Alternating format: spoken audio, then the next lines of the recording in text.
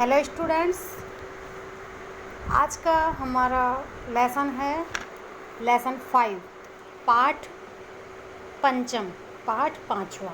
वृक्षा वृक्षा वृक्ष पेड़।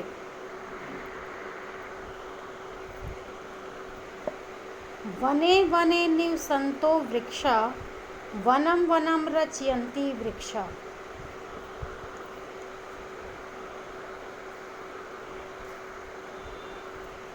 शाखादोला सीना विहगा ते किंपि कूजन्ति वृक्षा। वने वने वन वन में, निवसन्तो रहते हैं, वृक्षा वृक्ष, वनम वनम वन वन को, रचयन्ति बनाते हैं, निर्माण करते हैं, वृक्षा वृक्ष। शाखा शाखा बोलते हैं टहनी, ब्रांच जो होती है वो। दोला झूला। सीना आसीना यानी बैठे हुए, विहगा पक्षी, ते वे सब, किंपि कुछ भी, कूंजंती कूकते रहते हैं, कलरव करते रहते हैं, वृक्षा वृक्ष पर। ये जो हमारा गीत है वृक्षा, ये हमारी रुचिरा पाठ्य पुस्तक प्रथम भाग के पाठ 5 से लिया गया है। इसमें क्या कह रहा है कि प्रत्येक वन में रहते हुए वृक्ष अन्य वनों का निर्माण करते हैं, यानी वने वने निवसन्तो वृक्षा, यानी हर वन में वृक्ष रहते हैं। वनम वनम रचयन्ति वृक्षा, और वृक्षों से ही वनों का निर्माण होता है। जब बहुत ज़्यादा बहुत ज़्यादा पेड़ एक जगह इकट्ठे होते हैं, बहुत सारे पेड़ होते हैं वहाँ, तो वो अपने आप एक वन का रूप धारण कर लेते हैं। उस जगह को वन का नाम दे दिया जाता है। शाखा दोला सीना विहंगा, और वृक्षों की शाखाओं पर, जो वृक्ष की शाखाएं होती हैं, टहनियाँ होती हैं, दोला यानी झूले, कुछ पक्षी उन वृक्षों की शाखाओं पर झूले के समान बैठे, यानी कि वो उन डालियों को झूला समझकर बैठे, उन पर झूलते रहते हैं। ते वे सब कुछ ना कुछ कूजते रहते हैं, यानी कुछ ना कुछ कलरव, यानी अपनी आवाज़ में कूकते रहते हैं। तो इसमें क्या बताया कि हर वन में वृक्ष रहते हैं, वृक्षों से ही वनों का निर्माण होता है, और जो कुछ पक्षी हैं वो वृक्षों की डाली पर झूले के समान बैठे रहते हैं, यानी कि जिस प्रकार झूले पर बैठते हैं ऐसे ही वो वृक्ष की डाली पर झूलते रहते हैं। वे कुछ भी बोलते रहते हैं, यानी कुछ भी अपनी कलरव करते रहते हैं। नेक्स्ट देखिए, पीबन्ति पवनम जलम सततम साधु जना इव सर्वे वृक्षा स्पर्शन्ति पादै पातालं च नभः शीर्षु वहन्ति वृक्षा। पीबन्ति पीते हैं, पवनम हवा, और जलम पानी, सततम लगातार। साधुजन यानी तपस्वी लोग, सज्जन और तपस्वी लोग जो होते हैं उनको साधुजन कहते हैं। जन यानी लोग, साधु सज्जन। इव के समान, सर्वे सभी, वृक्षा वृक्ष,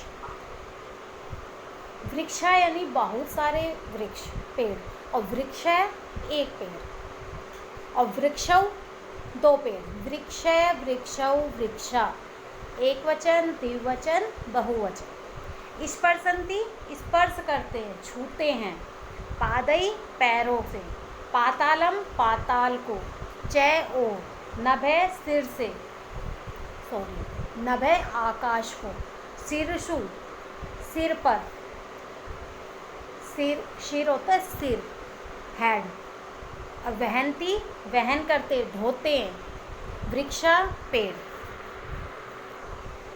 पीबन्ति पवनम जलम सततम साधु जना इव सर्वे वृक्षा, कि सभी पेड़, सभी वृक्ष सज्जन और तपस्वी लोगों की तरह निरंतर हवा और पानी पीते हैं। जिस प्रकार साधु और तपस्वी लोगों को बाहरी आडंबर से, दिखावे से कुछ लेना देना नहीं होता, वो सिंपल भोजन करते हैं, सादा जीवन व्यतीत करते हैं, उसी प्रकार वृक्ष भी सिर्फ हवा और पानी लगातार पीते हैं। वृक्ष को क्या चाहिए?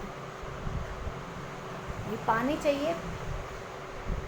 भूमि के अंदर से वो खनिज लवण जो होते हैं, मिनरल्स जो होते हैं, उनको ऑब्जर्व करते हैं, उनको अवशोषित करते हैं, और उसी से वृक्ष ऊपर बढ़ता है। और उसे क्या चाहिए? ताज़ा हवा, शुद्ध यानी सूर्य का प्रकाश चाहिए, प्रकाश संश्लेषण की क्रिया के लिए। उसी से ही अगर पेड़ को हम अंदर रख देते हैं और उसे सूर्य का प्रकाश नहीं मिलता तो वो बड़ा नहीं होगा, उसमें उसकी ग्रोथ नहीं होगी, वो धीरे धीरे मुरझा जाएगा।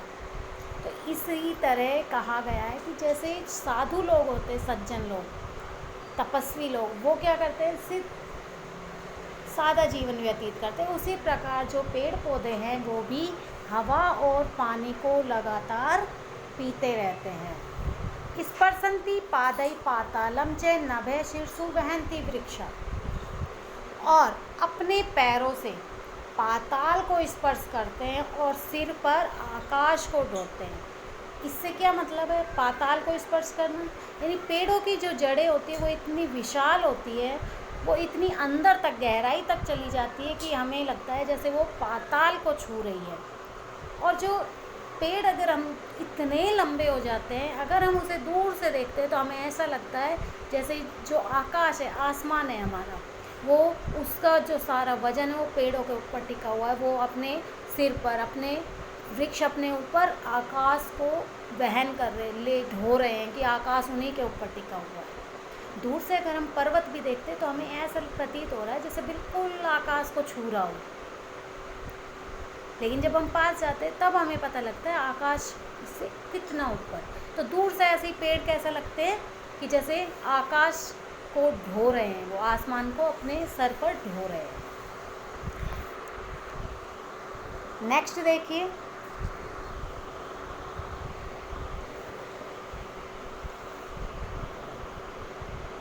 नेक्स्ट है हमारा पयोदर्पणे स प्रतिबिंबम कौतुकेन पश्यन्ति वृक्षा। पयोदर्पणे, पयोद होता है जल, पयो जल, और दर्पणे दर्पण, शीशा, मिरर जिसको बोलते हैं। स्व प्रतिबिंबम, स्व मीन्स अपना, प्रतिबिंबम परछाई। कौतुकेन पश्यन्ति वृक्षा, कौतुकेन आश्चर्य से, पश्यन्ति देखते हैं, वृक्षा वृक्ष। पानी रूपी दर्पण में वृक्ष अपनी परछाई को आश्चर्य से देखते हैं, या हम कह सकते हैं वृक्ष जल रूपी आईने में या जल रूपी दर्पण में अपने प्रतिबिंब को यानी अपनी परछाई को आश्चर्य से देखते हैं। प्रसार्य फैलाकर, स्वच्छाया संस्तरणम, स्व मीन्स अपनी छाया, परछाई छाया होती है अपनी जो शेड, छाया, संस्तरणम यानी बिस्तर को, कुर्वन्ति करते हैं, सत्कारम सत्कार, वृक्षा वृक्ष। वृक्ष अपने छाया रूपी बिस्तरे को फैलाकर सभी का आदर करते हैं या सबके प्रति आदर प्रकट करते हैं। इसमें क्या कह रहा है कि वृक्ष जल रूपी आईने में अपनी परछाई को देखकर आश्चर्य करते हैं, क्योंकि जब हम पानी के अंदर पेड़ की परछाई को देखते हैं तो पेड़ कितना विशाल लगता है, परछाई उसकी बहुत बड़ा, और अपनी छाया रूपी बिस्तरे को फैलाकर वृक्ष की जो छाया होती है वो इतनी अच्छी लगती है कि उसके नीचे सभी लोग, चाहे पशु पक्षी हो चाहे इंसान हो, सभी उसकी छाया में उसके विश्राम करना पसंद करते हैं। तो ऐसा लगता है जैसे वो अपनी छाया देकर सबके प्रति आदर प्रकट कर रहे हैं कि बहुत अच्छा पुण्य का काम है कि हम सभी को छाया देते। तो इसमें क्या है, क्या कहा है कि वृक्ष जल रूपी आईने में अपने प्रतिबिंब को आश्चर्य से देखते हैं और अपने छाया रूपी बिस्तरे को फैलाकर वृक्ष सबके प्रति आदर प्रकट करते हैं। This lesson is complete now. देखिए इसके वर्ड मीनिंग दिए हुए हैं, सभी आपको फेयर नोटबुक में लिखने हैं। नेक्स्ट देखिए इसकी बुक एक्सरसाइज।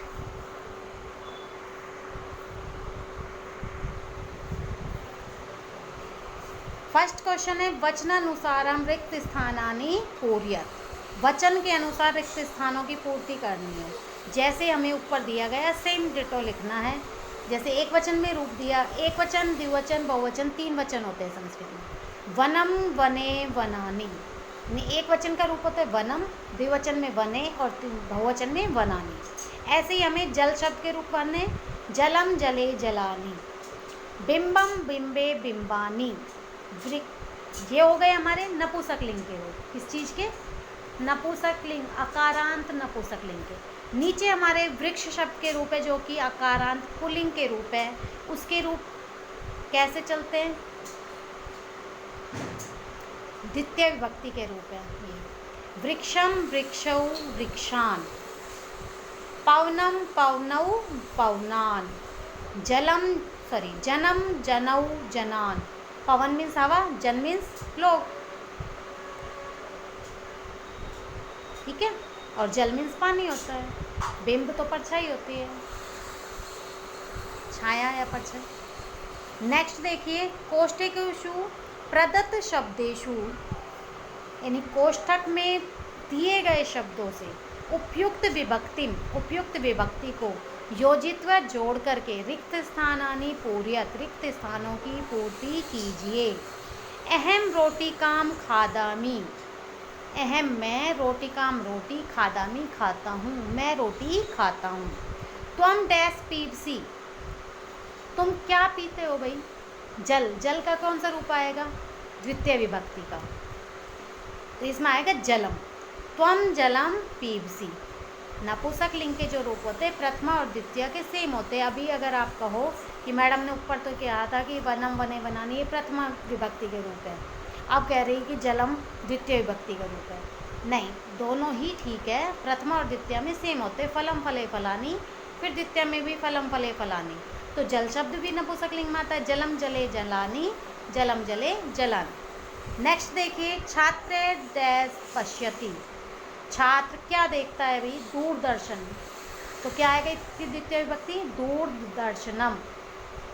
दूरदर्शनम, कि छात्र दूरदर्शन देखता है, टीवी देखता है। वृक्षा डैश पीबन्ति। वृक्ष, पवन यानी हवा, पवनम। वृक्ष पवन को पीता है या पवन हवा को पीता है। ता डैश लिखन्ति। वे सब लिखती हैं क्या? कथा, कहानी। तो इसमें भी द्वितीय विभक्ति कथाम। ता कथाम लिखन्ति। आवाम जंतुशालाम गच्छावे। आवाम हम दोनों, और जंतुशालाम चिड़ियाघर। जंतुशाला किसे कहते हैं? चिड़ियाघर को, जू। और गच्छावे जा रहे हैं। हम दोनों जंतुशाला यानी चिड़ियाघर जा रहे हैं। अधोलिखितेषु वाक्येषु कर्तृपदानि चिनु। नीचे दिए गए वाक्यों में कर्तृपदानि यानी कर्ता शब्द, सब्जेक्ट, चिनुत चुनो। सब्जेक्ट चुनना है इसमें। सब्जेक्ट किसे कहते हैं? कार्य को करने वाला कर्ता कहलाता है, तो वो कर्ता को सब्जेक्ट कहते हैं, और इसमें हमें कर्ता चुनना है। वृक्षा नभे शीर्षु वहन्ति। तो इसमें काम को कौन कर रहा है? आकाश को सिर पर कौन ढो रहा है? वृक्ष। तो इसमें कर्ता कौन है? वृक्ष। विहग्गा वृक्षेषु कूजन्ति। पक्षी पेड़ों पर कलरव करते हैं या कूकते हैं। तो कौन कर रहा है? कूक रहा है कौन? पक्षी, विहग्गा। पयोदर्पणे वृक्षा स्वत प्रतिबिंबम पश्यन्ति। जल की परछाई में वृक्ष अपना प्रतिबिंब देख रहे हैं या देखते हैं। तो काम कौन कर रहा है? वृक्ष। वृक्ष देख रहे हैं तो वृक्षा। कृषके अन्नानि उत्पादयति। कृषके किसान, अनाज उत्पन्न करता है, अनाज को पैदा करता है। कौन कर रहा है काम को? किसान, तो कृषके। सरोवरे मत्स्या सन्ति। तालाब में मछलियाँ रहती हैं, तालाब में मछलियाँ हैं। तो कर्ता कौन है? मछलियाँ, मत्स्या। नेक्स्ट क्वेश्चन आंसर है, वृक्षा कई पातालम स्पर्शन्ति, वृक्ष किसके द्वारा पाताल को स्पर्श करते हैं। इसके क्वेश्चन आंसर मैंने नेक्स्ट पीडीएफ में लिख दिए हैं, तो उसमें से देख लेना। वैसे मैं आपको सॉल्यूशन बता देती हूँ कि वृक्षा पादई यानी पैरों के द्वारा, पातालम स्पर्शन्ति। अब वृक्ष के पैर दो नहीं होते, क्योंकि जड़, वृक्ष के पैर किसे कहा गया है, जड़ों को, तो जड़ें अनगिनत होती है, तो बहुवचन का रूप आएगा इसमें, ठीक है, पादई। अगर हम किसी इंसान की बात करते हैं हमारे, तो हमारे दो पैर होते, इसमें द्विवचन का रूप आता पादाभ्याम। क्लियर। वृक्षा किम रचयन्ति, पेड़ क्या बनाते हैं या किसका निर्माण करते हैं, वनम। विहंगा कुत्र आसीना, पक्षी कहाँ बैठे हैं, शाखा दोला, शाखा रूपी यानी वो क्या बोलते हैं उसको, टहनी रूपी झूले पर, या झूले रूपी टहनी पर, ऐसे लिख सकते हो। कौतुकेन वृक्षा किम पश्यन्ति, आश्चर्य से वृक्ष क्या देखते हैं, स्व प्रतिबिंबम, अपनी परछाई। क्लियर। नेक्स्ट है, इसमें भी विभक्ति रूप लिखने, एक भर रखा है, जैसे प्रथमा विभक्ति में गजे गजऊ गजा, तो क्या आएगा, अश्वे अश्वऊ अश्वा। फिर द्वितीय विभक्ति में होता है सूर्यम सूर्यऊ सूर्यान, तो चंद्रम चंद्रऊ चंद्रान। तृतीय में होता है विडालेन विडालाभ्याम विडालई, तो मंडुकेन मंडुकाभ्याम मंडुकई। मंडुक होता है मेंढक, विडाल होता है बिलाव बिल्ली का, सूर्य सूर्य होता है, चंद्र चंद्रमा होता है, गजे हाथी होता है, अश्व घोड़ा होता है, और सर्पाय चतुर्थी विभक्ति में देखो, सर्प यानी सांप, और वानर यानी बंदर, मोदक लड्डू, और वृक्ष वृक्ष, तो सर्पाय सर्पाभ्याम सर्पेभ्य, वानराय वानराभ्याम वानरेभ्य, मोदकात मोदकाभ्याम मोदकेभ्य, वृक्षात वृक्षाभ्याम वृक्षेभ्य। षष्ठी विभक्ति में देखिए इसके रूप है जन, जन यानी लोग, जनस्य जनियो जनानाम, तो शुक का क्या बनेगा, शुक यानी होता है तोता, शुकस्य शुकयो शुकानाम। शिक्षक, शिक्षके शिक्षकयो शिक्षकेषु। मयूर यानी मोर, मयूरे मयूरयो मयूरेषु। जैसा सेम ऊपर है सेम बनेगा शिक्षकेषु, शिक्षक की जगह मयूर लिख दीजिए, उसमें मात्रा जुड़ी हुई है, एक ही मात्रा लगा दीजिए, उसके बाद शु जुड़ा हुआ है, शु लगा दो, मयूरेषु। क्लियर। संबोधन कारक का देखो, हे बालिक, बालक है, इसमें बालक है नहीं बालक होता है, हे बालक, हे बालकऊ, हे बालका, तो हे नर्तक, हे नर्तकऊ, हे नर्तका। नर्तक होता है डांसर, जिसको बोलते हैं नृत्य करने वाला, नर्तक कहलाता है, डांसर। ओके। नेक्स्ट है भिन्न प्रकृतिम पदम चिनुत, कि भिन्न प्रकृति वाले पद चुनने हैं। सर्कल द ओड वर्ड, ये पढ़ा है ना इंग्लिश में, तो वही चीज़ है कि जो इसमें नहीं मैच कर रहा है उसको आपको अलग करना है, ठीक है। गंगा लता यमुना नर्मदा, गंगा एक नदी का नाम है, नर्मदा भी नदी का नाम है, यमुना भी। जबकि लता क्या है, लता ये तो किसी का नहीं हो सकता है, लड़की का या बे, तो ये इनसे अलग है, तो हमारा क्या वर्ड आएगा, लता। उद्यानम कुसुमम फलम चित्रम, उद्यान मीन्स होता है बगीचा, कुसुम यानी फूल, फल यानी फल, और चित्रम चित्र, तो उद्यान कुसुम यानी फूल और फल, ये एक तीनों एक दूसरे से अटैच है, तीनों एक दूसरे से संबंध रखते हैं, जबकि चित्र अलग है। तो हमारा क्या आएगा इसमें, चित्रम। लेखनी, तुलिका, चटका, पाठशाला।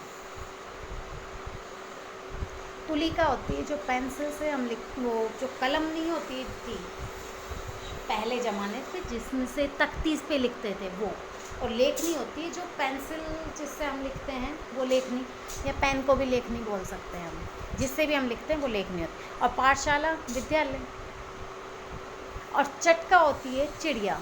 अब पाठशाला, लेखनी और तुलिका तीनों एक दूसरे से संबंध रखती हैं, लेकिन चटका चिड़िया अलग है, इसमें किसी पक्षी का नाम है, तो इसमें क्या आएगा हमारा चटका। आम्रम आम, कदलीफलम केला, मोदकम लड्डू, नारंगम नारंगी, संतरा ऑरेंज। तो इसमें क्या आएगा, सिंपल है, मोदकम आएगा क्योंकि वो एक स्वीट का नेम है, जबकि वो सारे फ्रूट्स हैं। नेक्स्ट है धरा, फलम, नभः, पातालम। धरा यानी धरती, फलम यानी फल, और नभः आकाश, पातालम पाताल। इसमें क्या आएगा, फलम, फल अलग है क्योंकि धरा धरती, आकाश पाताल, फल इसमें अलग है। स्पर्शन्ति, पीबन्ति, पादई, वहन्ति। स्पर्शन्ति स्पर्श करते हैं, पीबन्ति पीते हैं, पादई पैरों के द्वारा, वहन्ति वहन करते हैं या ढोते हैं। देखिए इसमें आ गए पादई यानी पैरों से, क्योंकि बाकी जो तीनों वर्ड है वो क्रियापद है, यानी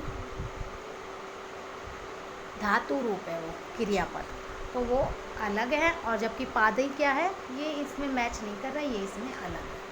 ये क्वेश्चन भी मैंने आपको पीडीएफ में नेक्स्ट में लिख के दिए हैं, वो आप नोटबुक में कर लेना। Word meaning, question answer, back exercise जो भी मैंने पीडीएफ में दिए वो आपको नोटबुक में करना। Thank you students.